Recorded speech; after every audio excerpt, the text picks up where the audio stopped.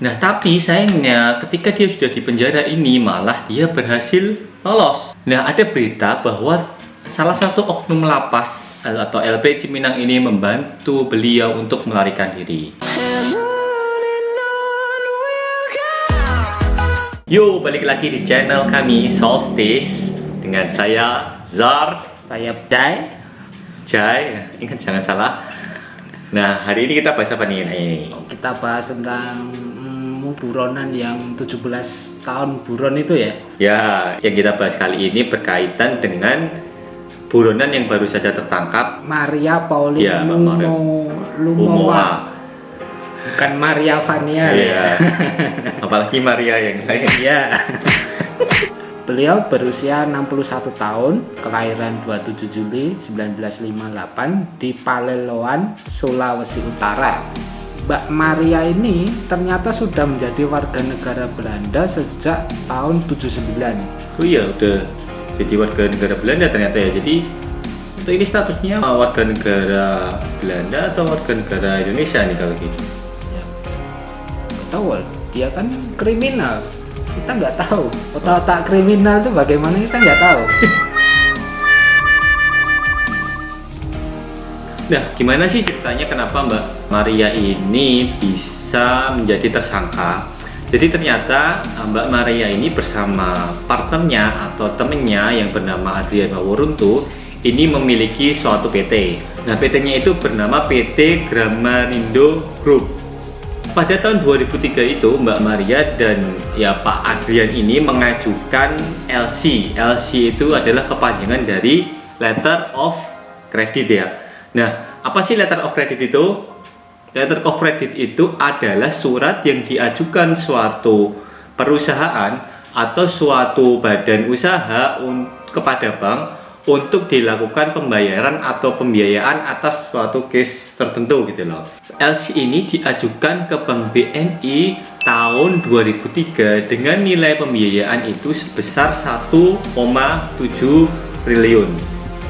Nah, apa yang terjadi ternyata? Ternyata PT Gramarindo Group ini adalah perusahaan fiktif. Namun sebelum ditangkap, Mbak Maria ini sudah keburu terbang ke Singapura pada September 2003 dan bolak-balik Singapura Belanda.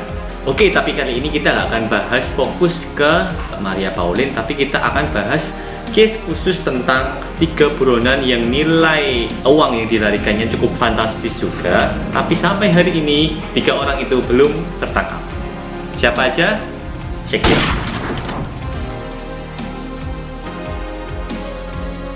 Yang pertama itu adalah Bapak Eko Adi Putranto, lahir di Jakarta 9 Maret 67, salah satu pengemplang BLBI. BLBI kepanjangannya adalah Bantuan Likuiditas Bank Indonesia. Bantuan likuiditas ini itu diberikan Bank Indonesia kepada bank-bank yang terkena dampak krisis moneter 98 untuk membantu keuangan mereka agar bisa kembali pulih setelah krisis moneter 1998. Nah, Bapak Eko Adi Putranto ini jabatan terakhirnya adalah komisaris utama dari Bank BHS, yaitu Bank Harapan Sentosa, salah satu bank yang ada di Indonesia pada tahun 1998. Bank Harapan Sentosa ini adalah anak dari pemilih BHS, yaitu Bapak Hendra Raharja. BHS ini adalah anak dari pemilik dari BHS anak Exopo ya, bangga anak Exopo. Modusnya adalah pemberian kredit kepada perusahaan-perusahaan grup yang berjumlah 28 lembaga pembiayaan yang ternyata merupakan rekayasa atau fiktif. Dalam menjalankan modusnya tersebut, negara dirugikan sebesar 2,6 triliun. Pada tanggal 8 November 2002, Pak Eko Adi Putranto ini disidang secara in absentia. Apa itu yang saya? In absentia adalah ketika suatu terdakwa itu disidang tanpa kehadiran. Pada sidang tersebut, pada tanggal 8 November 2002, Pak Eko ini divonis 20 tahun penjara dan denda sebesar 30 juta rupiah. Nah, diperkirakan posisi Pak Eko terakhir ini ada di Australia ya. Nah, buat teman-teman yang mungkin sedang di Australia dan ketemu dengan Pak Eko ini, jangan lupa minta bagian ya. Masa 2,6 triliun di itu sendiri kan? Oh enggak. Bercanda aja ya. Jangan lupa hubungi Interpol ya. Oke, selanjutnya ada Pak Edi Tansil. Fuck you! Atau aliasnya Tan Chohong atau Tan Chu Fuan. Beliau lahir di Makassar 2 Februari tahun 53. Ntar saya makan dulu ya. Oke, Pak Edi Tansil ini dikenal sebagai sosok pengusaha yang wah gitu ya, terpandang, dan ia adalah direktur utama Golden Key di bidang keuangan. Golden Key itu apa, Sar? Golden Key itu apa? Golden itu emas. Key itu kunci. Di mana kuncinya, Mas? Golden Key Group adalah perusahaan milik Pak Edi Tansil. Nah, saking bagusnya kinerja Pak Edi Tansil ini dan grup yang dimilikinya, sampai-sampai Bank Bapindo ini mau dan percaya untuk menginvestasikan dananya dengan jumlah yang sangat besar sekali.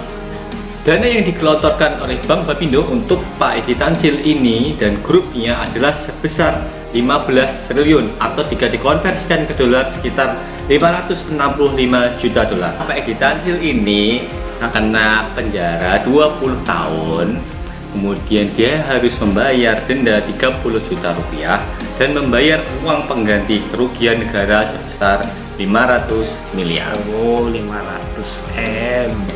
Nah, akhirnya Pak Edi Tansil ini diputuskan pada saat itu di penjara di LP Cipinang.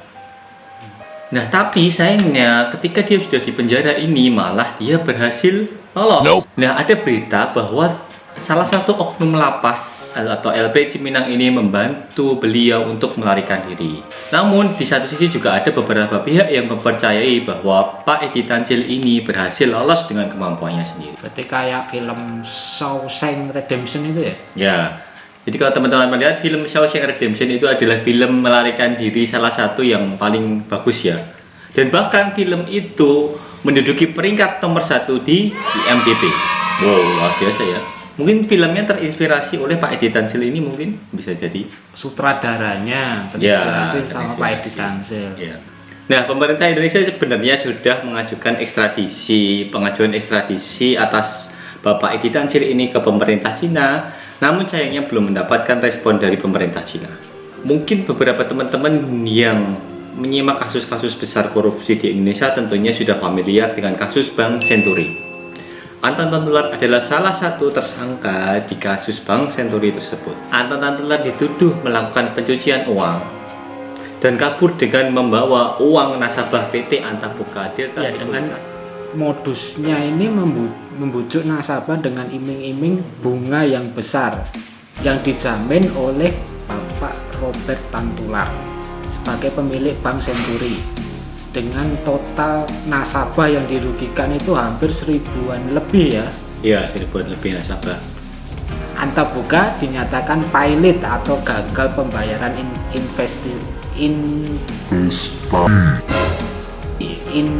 investasi.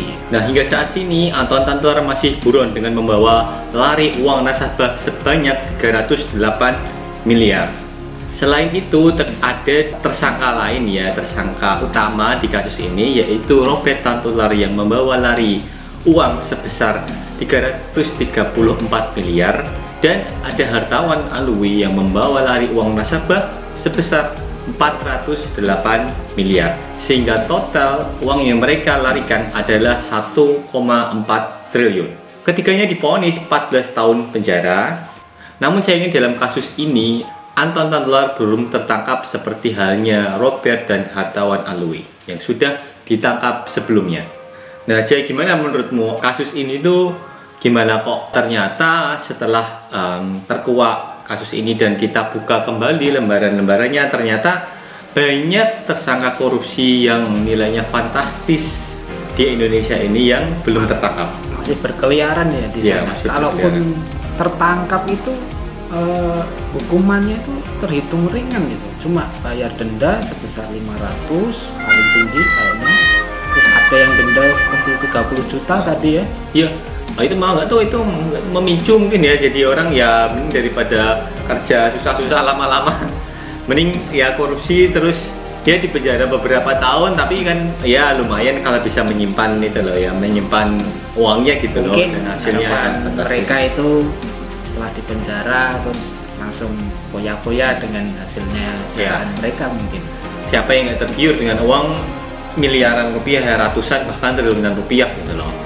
Dan tapi ironinya menurut saya di kasus ini adalah sebenarnya orang yang melakukan korupsi ini bukan orang-orang kalangan bawah, jadi nggak mungkin, pastinya orang-orang ini adalah orang-orang kalangan atas yang posisinya sudah mumpuni gitu, seperti direktur, komisaris. Sebenarnya kan seharusnya uang mereka itu sudah lebih dari cukup gitu loh untuk ya hidup enak gitu. Atau mungkin karena ini aja ada celah gitu ya, celah kesempatan Ya, untuk seperti kata Bang Napi ya, apa itu? Saya lupa itu. Bisa.